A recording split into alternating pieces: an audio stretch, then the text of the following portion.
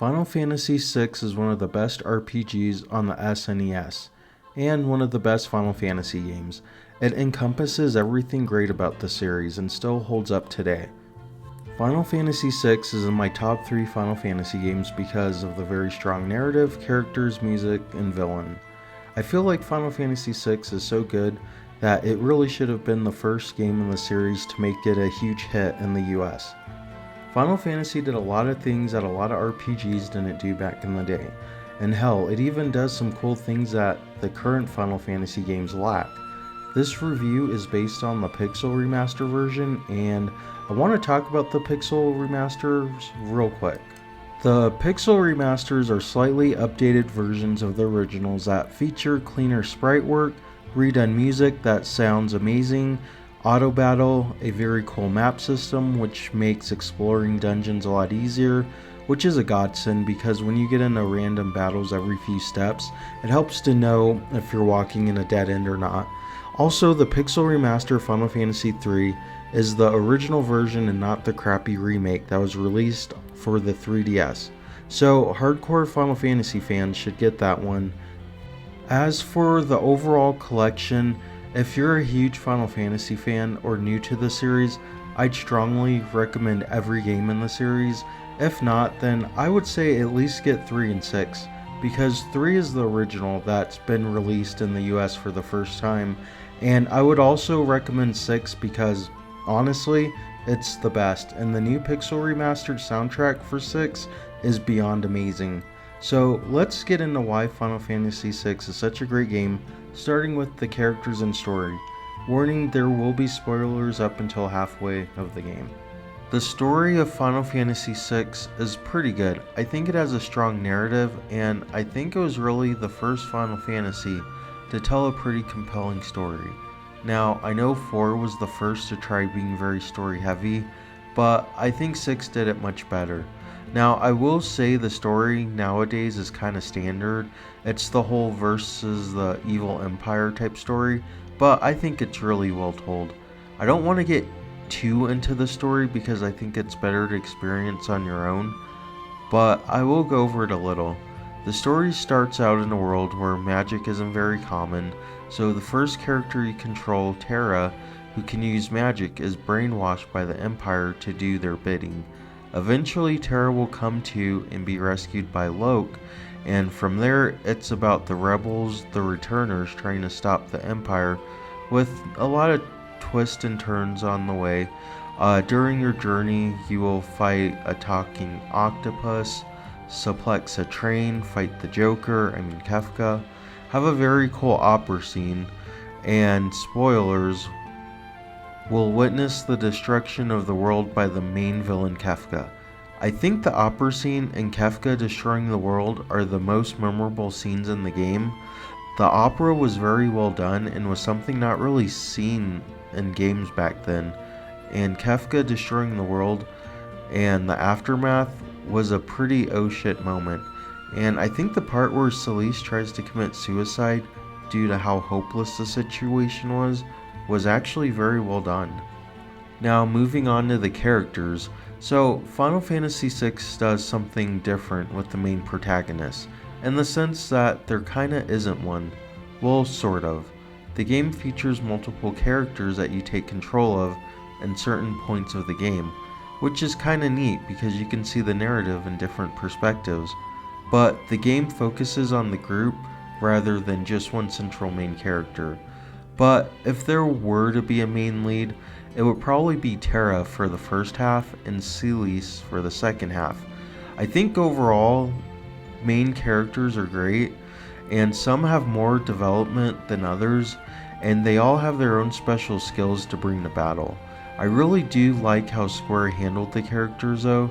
They're all very different from each other and all have their own things to deal with, which is touched up a bit in the second half of the game.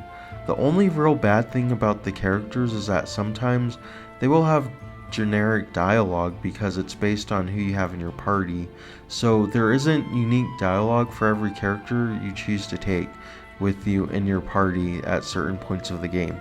It's not really a big deal, but it is a little noticeable in the world of Ruin.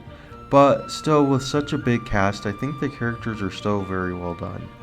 The main villain of Final Fantasy VI, the Joker, Kefka, is the best villain in the Final Fantasy series. Like the Joker, Kefka likes to cause chaos and destruction. There's no real reason as to why Kefka does the things he does. One moment he's complaining about sand on his shoes, and then the next moment he's poisoning a water supply, killing hundreds of people, all while doing his iconic laugh. But that's what makes Kefka so great, and the fact that he completes his goal of destroying the world and becoming a god makes him even better. Kefka may not be deep with a compelling backstory, but him being so crazy is what makes him so entertaining. He has such a constant presence, taunting and tormenting your characters throughout the game that by the end you really want to take him down.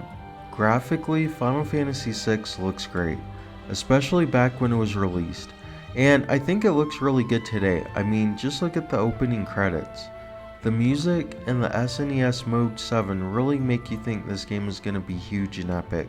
It's not just the graphics that stand out, but for a SNES game, it has very good production values.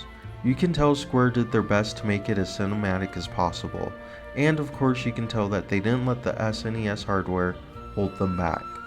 Now moving on to the gameplay, the battle system is your standard turn-based RPG, but what's cool is each character has their own unique skill. Whether it be Loke's steel, Edgar's machinery attacks, Shadow's throw ability, or Sabin's monk's abilities where you enter the commands like a fighting game, everyone stands out in their own way. Aside from the unique character abilities, later in the game you will have the ability to equip espers to your characters. With the espers you can summon them, but you can also tweak your characters a bit, and they can also learn magic. You can boost their stats depending on which esper you have equipped, which is all pretty cool. There's also relics you can equip to better tweak your preferred character. Aside from battling, you will explore dungeons and go to new towns, and the first half of the game is pretty linear, but the second half is very open, which leads us to the World of Ruins. Now, the World of Ruins is, in my opinion, one of the best moments in the game, and not just because Kefka destroyed the world. One of the coolest things about the World of Ruins is the fact that it's very open. Basically, you start out with Celis, and then you have Sabin and Edgar, and you're looking for the previous party members that are, unknown to where they are. So it's up to you to, go straight to the final dungeon or look for the other characters. When you explore the other areas in the game, there's a lot of side quests, and you actually get more story for the other characters. Like, for example, there's Loke, where you can try to revive his girlfriend, which it fails, but it's a pretty nice moment. It's touching, and there's a lot of moments like this in the World of Ruins, which is pretty neat. So exploring it before doing the final battle, I think, is pretty worth it. Now moving on to the music, Final Fantasy VI, like all Final Fantasy games, has an amazing soundtrack, which is no surprise. But what is surprising was how good the pixel remastered music was. I didn't think they could actually make the music even better. There are so many themes in this game I like, but here, have a listen.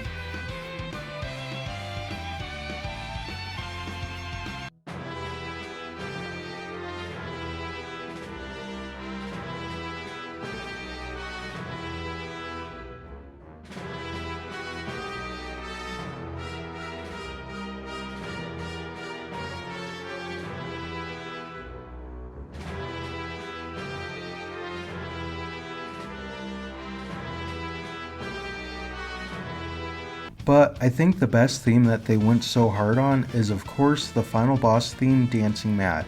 I won't spoil the theme here, but dear God does this slap. They really went all out on this one. And speaking of Dancing Mad, this is seriously the best final boss theme in the entire series. I'm sorry, but One Wing Angel is very overrated. The way Dancing Mad changes with each form you get to is just brilliant. And then when it builds up to the final phase, like seriously nothing tops this.